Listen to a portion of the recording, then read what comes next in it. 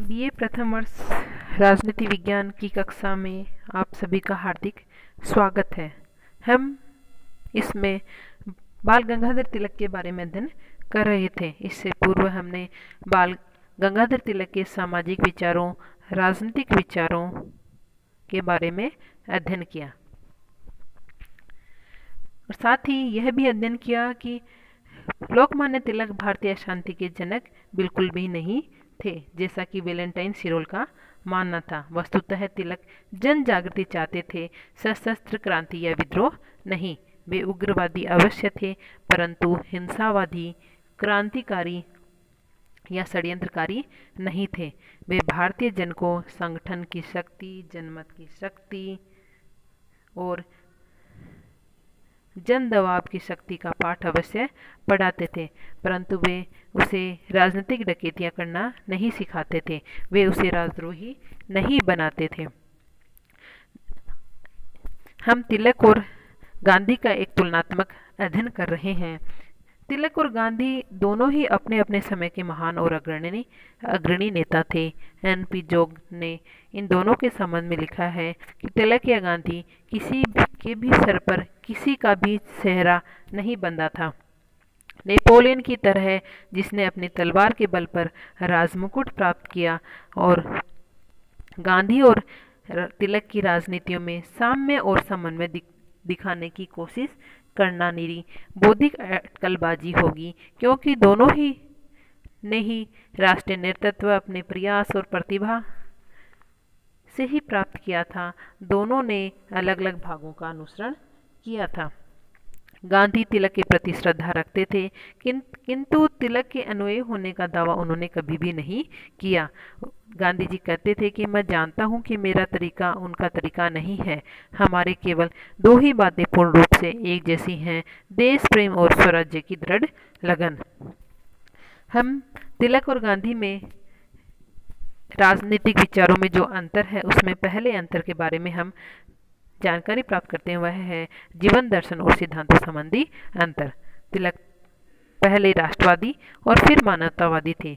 गांधी मूल रूप से विश्ववादी और मानवतावादी थे। परवर्ते कहते हैं कि जीवन के प्रति तिलक का दृष्टिकोण वही था जो एक देशभक्त और राजनीतिज्ञ क्या होता है, जबकि गांधी का दृष्टिकोण एक संत का था। तिलक जैसे राजस और क्षत्रिय तत्वों के बने थे, जबकि गांधी ब्राह्मण और सात्विक तत्वों के थे। गांधी के दर्शन सत्य और अहिंसा पर आधारित हैं। वह समस्त मानवता का नैतिक, आत्मिक और बौद्धिक कल्याण चाहता है। तिलक का दर्शन इसके विपरीत है। इसलिए तिलक की तुलना डी वेलेरा, सन्यात सेन, सुभाष चंद्र बोस और मेजिनी जैसे राष्ट्रवादियों से की जाती है। इसकी विपरीत गांधी की तुलना महान संतों जैसे बुद्ध और ईसा से की जाती है। साधन और साध्य की पवित्रता संबंधी दोनों की अवधारणा में भी काफी अंतर है। तिलक का विचार था, यदि हमारे आदर्श श्रेष्ठ हैं तो उन्हें पाने के लिए हम स्वेच्छानुसार साधनों का प्रयोग कर सकते हैं। इसके विपरीत गांधी श्रेष्ठ साध्य की प्राप्ति के लिए श्रेष्ठ साधनों पर जोर देते थे। तिलक का मानना था, यदि मन में दुर्भाव नहीं हो तो ऐसे व्यक्तियों के विरुद्ध कटु भाषा का प्रयोग पाप या अनैतिकता नहीं होती। देशभक्ति के लिए सत्य का बलिदान किया जा सकता है। इसके विपरीत गांधी जी कहते थे कि सत्य का साधन देशभक्ति से भी ऊपर था। अहिंसा संबंधी अवधारणा में भी दोनों में काफी अंतर है। राजनीति में तिलक के आदर्श श्री कृष्ण, कौटिल्य, शिवाजी, पेशवा आदि थे। वह जैसे के तैसा करने की नीति में आस्था रखते थे। 28 जनवरी 1920 को अपने एक पत्र में तिलक ने लिखा था कि राजनीति दुनियादार लोगों का खेल है, न कि साधु संतों का।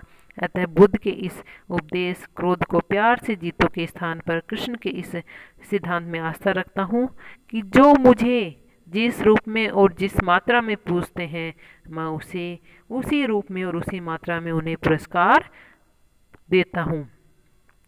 तिलक ने यदि निरपेक्ष हिंसा का कभी समर्थन नहीं किया तो उन्होंने निरपेक्ष हिंसा को भी कभी अंगीकार नहीं किया, जबकि गांधी जी की अहिंसा निरपेक्ष, सार्वभौम और अपरिवर्तनशील है।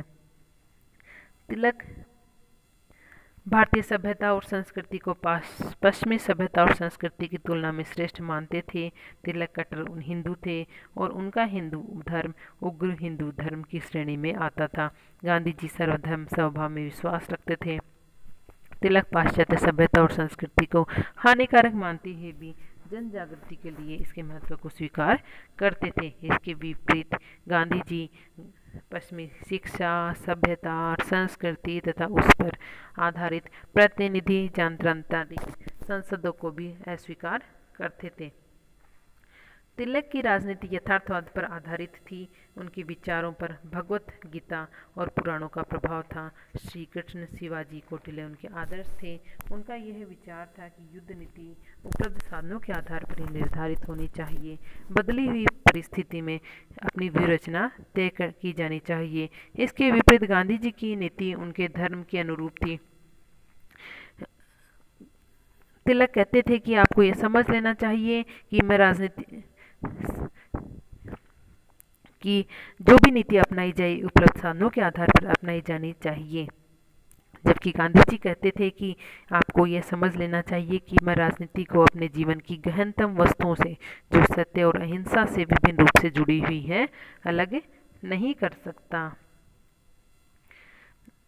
इस प्रकार तिलक और गांधी जी में बहुत भिन्नता थी, किंतु तिलक के कुछ विचारों और कार्यों को आगे बढ़ाने में गांधी जी ने बहुत योगदान दिया।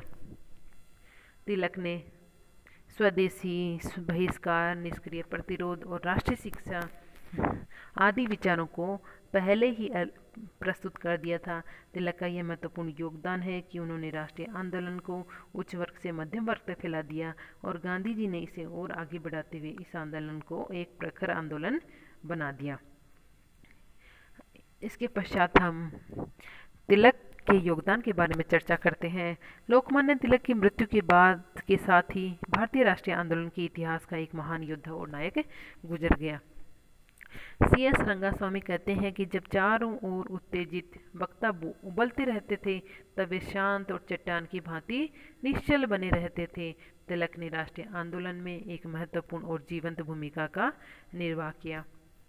कांग्रेस की सदस्यता ग्रहण कर कांग्रेस के उस स्वरूप में काफ़ी बदलने में सफल रहे।